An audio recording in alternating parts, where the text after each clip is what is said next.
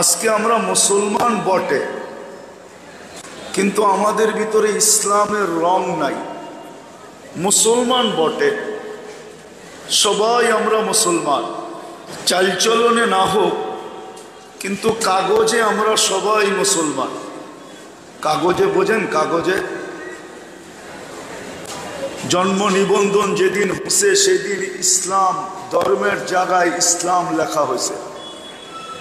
এরকম যত জায়গায় কাগজে ধর্মের উল্লেখ আছে যে তুমি কোন ধর্মের মানুষ, তো আমরা বিনা দ্বিধায় ইসলাম লেখি আর জীবন বল লিখব।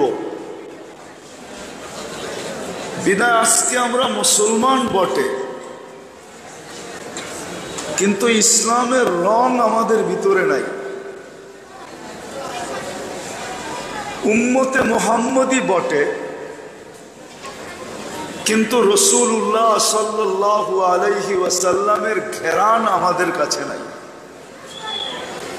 ফুলে কিন্তু দুটা জিনিসই থাকে, ফুলে দুটা জিনিস থাকে। ফুলের ভিতরে দুটা জিনিস থাকে, একটা রং থাকে যেটাকে কালার বলে, আর একটা ঘ্রাণ থাকে। আজকে আমরা মুসলমান বটে, কিন্তু আমাদের গায়ের উপরে আমাদের উপরে কালার নাই। আমরা উম্মত বটে, কিন্তু আমাদের কাছে আজকে মুহাম্মদুর রাসূলুল্লাহ সাল্লাল্লাহু আলাইহি ওয়াসাল্লামের ঘ্রাণ নাই, ঘ্রাণ, কালারও নাই, ঘ্রাণও নাই। এই জন্যই আমরা আজকে সারা দুনিয়ার ভিতরে সবচেয়ে বেশি নির্যাতিত। মুসলমানের কাছে যদি রং থাকতো ইসলামের, আর মুহাম্মদুর রাসূলুল্লাহ সাল্লাল্লাহু আলাইহি ওয়াসাল্লামের ঘ্রাণ থাকতো, ঘ্রাণ। সত্য এটাই।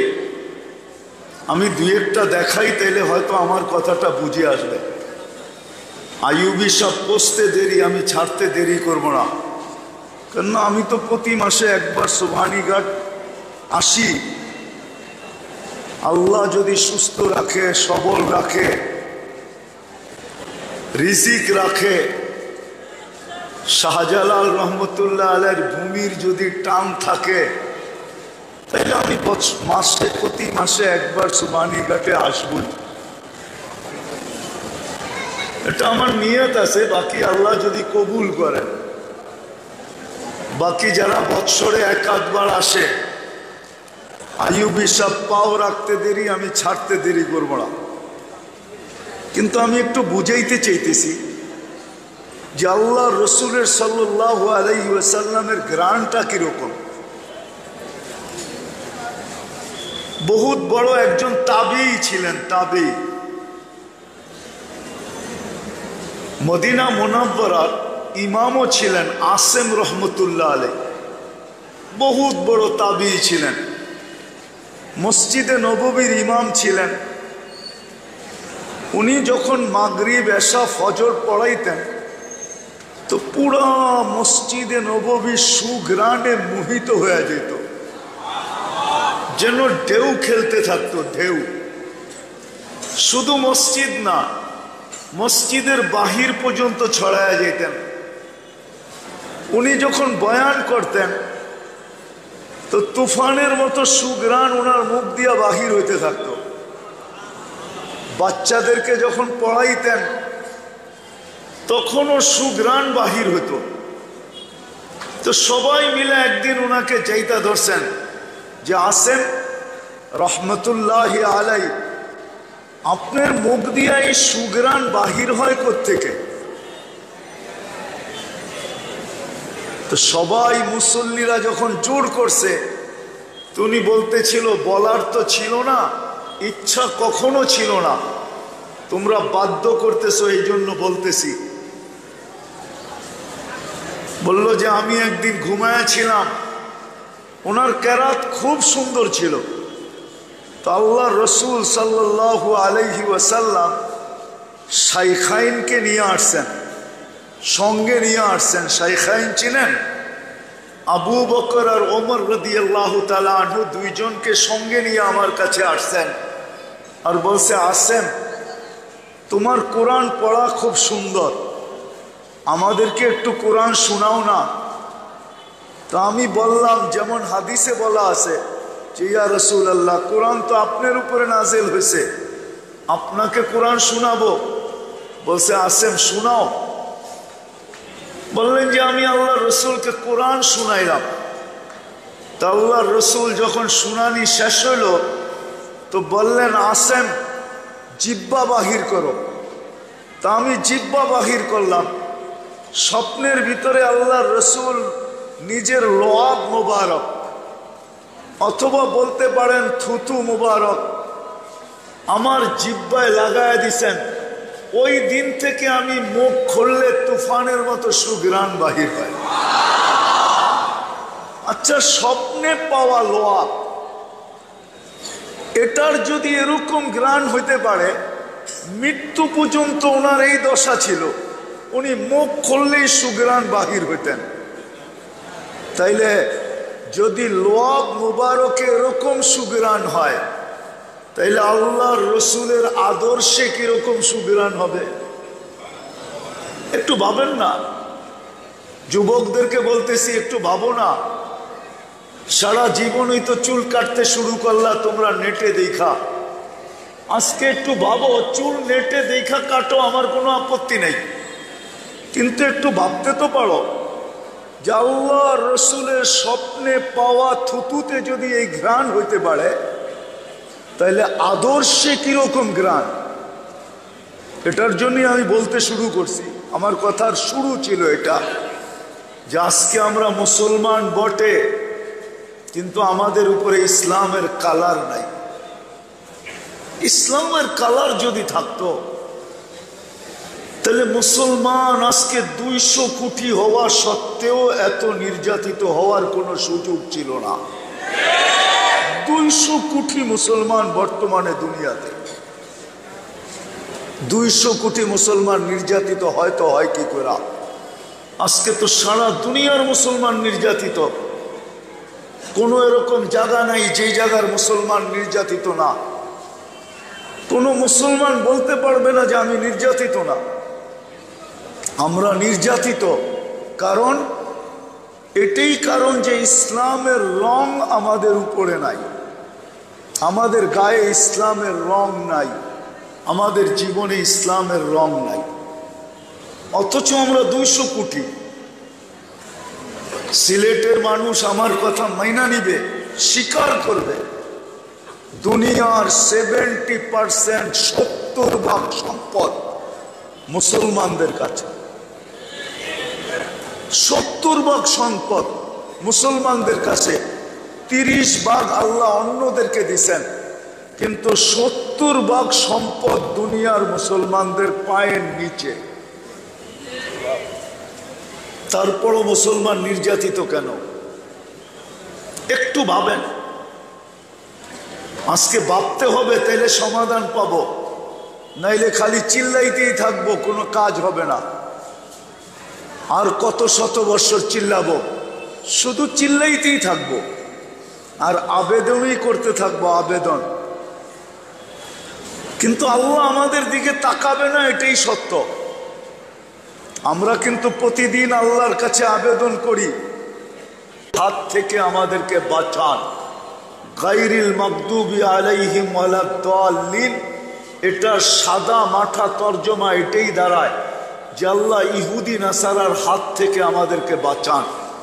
আমরা ডেলি 32 বার আবেদন করতে থাকব, কিন্তু আল্লাহ আমাদের দিকে তাকাবে না। কেননা এটাও আল্লাহর ঘোষণা আছে, সাকাতাত মিন আইনিল্লাহ, একদিন আসবে তোমরা আমার রহমতের দৃষ্টি থেকে দূরে সরে যাবে, পড়া যাবে। কেননা তোমাদের কাছে ইসলামের রং থাকবে না, রং। আজকে আমাদের কাছে ইসলামের রং নাই। 200 কোটি আমরা, 70% সম্পদ আমাদের কাছে।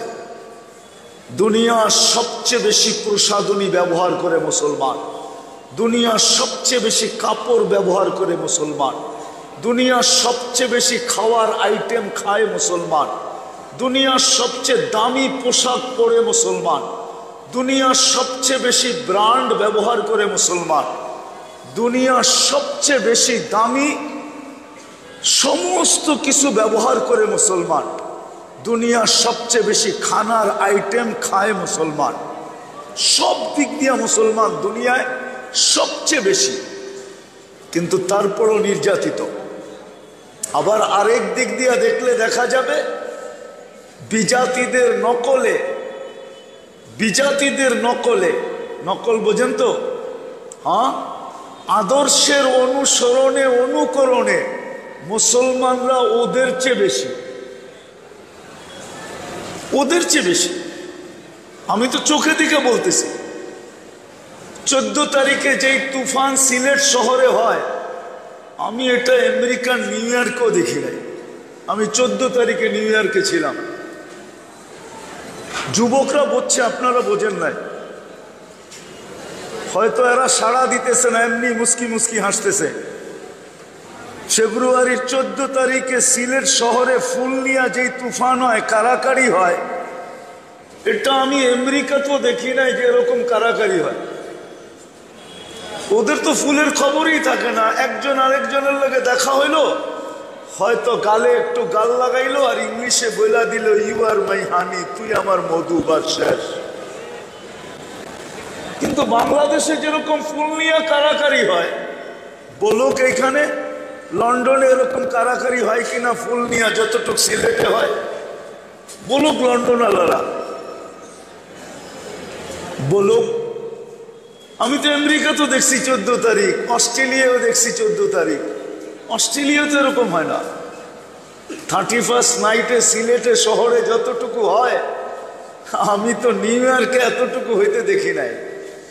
হয় সীমিত জায়গায় হয়, নির্দিষ্ট জায়গায়।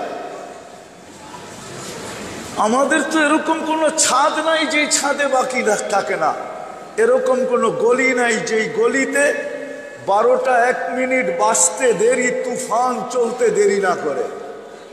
কি সত্য আমার কথা?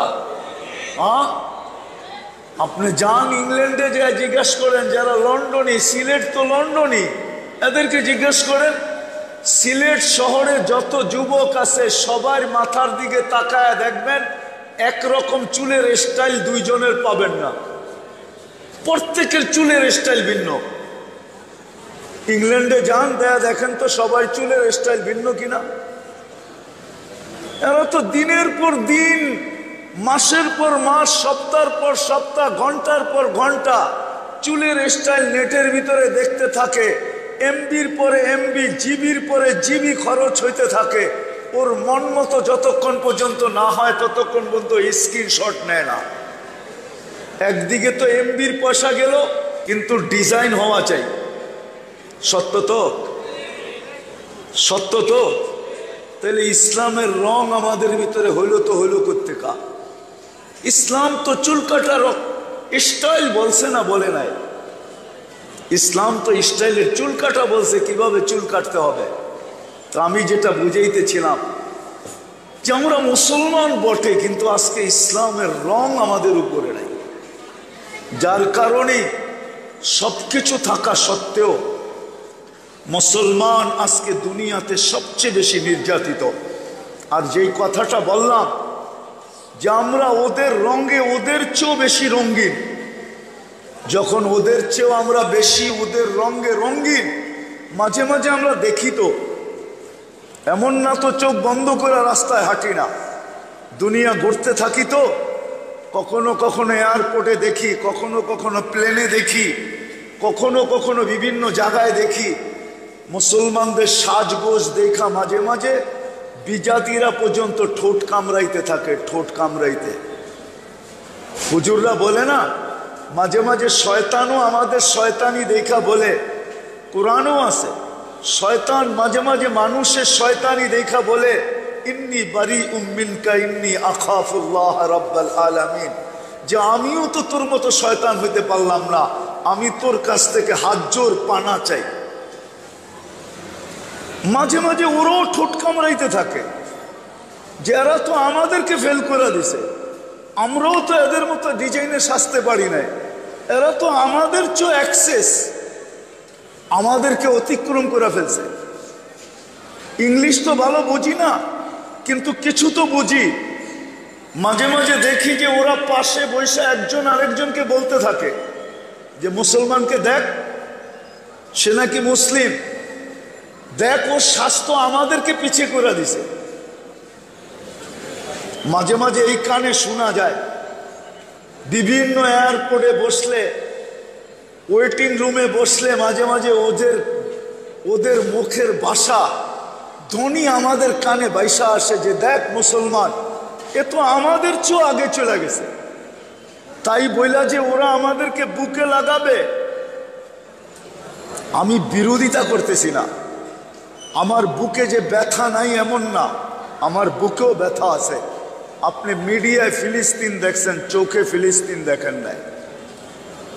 আমি আজ থেকে 15 বছর আগে চোখে ফিলিস্তিন দেখা আসছি, শুধু দেখি নাই, ফিলিস্তিনের জমিনে চোখের পানির ফোঁটা পর্যন্ত আছে। আপনারা বুঝবেন না, ওলামাদের মজমা থাকলে বলতাম আর কি, শুধু আরবিটা বলবো, তর্জমা বলবো না। ওয়াইলুল আরাব মিন শাররিন কদ ইকতারাব। বসনিয়া আপনারা চোখে দেখেন না, মিডিয়ায় দেখছেন, আমি দেখছি বসনিয়া। তো যেটা বুঝাইতেছিলাম, আজকে আমরা মুসলমান বটে, আমাদের ভিতরে ইসলামের রং নাই, ইসলামের রং আমাদের ভিতরে নাই। আমি নিয়ে যাব, ইসলামের রং হলে কি হতো ওটাও একটু দেখাবো, যে ইসলামের রং যদি আমাদের ভিতরে থাকতো তাইলে হতো কি, আমাদের বুঝার বিষয়। কিন্তু নাইলে এই ছোট জীবনটা কেটে যাবে, এই ছোট জীবনটা অতিবাহিত হয়ে যাবে। টেকনোলজি এখন পর্যন্ত ডাক্তারদের কাছে আসে নাই, বিজ্ঞানের কাছে টেকনোলজি আসে নাই যে বিজ্ঞান আমাদের জীবনের গতিটাকে রোধ করে দিবে, আমাদের জীবনটাকে পাওয়ার ব্যাংকে ঢুকায় সুরক্ষিত করবে। এই প্রযুক্তি এখনো আসে নাই, আর আমার বিশ্বাস কোনোদিন আসবে না। এটা দ্রুত গতিতে কাটতেছে, আরো দ্রুত গতিতে কাটবে। নাইলে হাদিসে এই কথা কোনোদিন আসতো না, হাদিসে কোনোদিন এই কথা আসতো না যে দিন অতিবাহিত হবে ঘন্টার মতো, সপ্তাহ অতিবাহিত হবে দিনের মতো, মাস অতিবাহিত হবে সপ্তাহের মতো, বৎসর অতিবাহিত হবে মাসের মতো। বিজ্ঞান এই কথা স্বীকারোক্তি দিয়া ফেলছে যে দুনিয়ার ঘুরা এটাই বুঝাইতে চাইতেছে।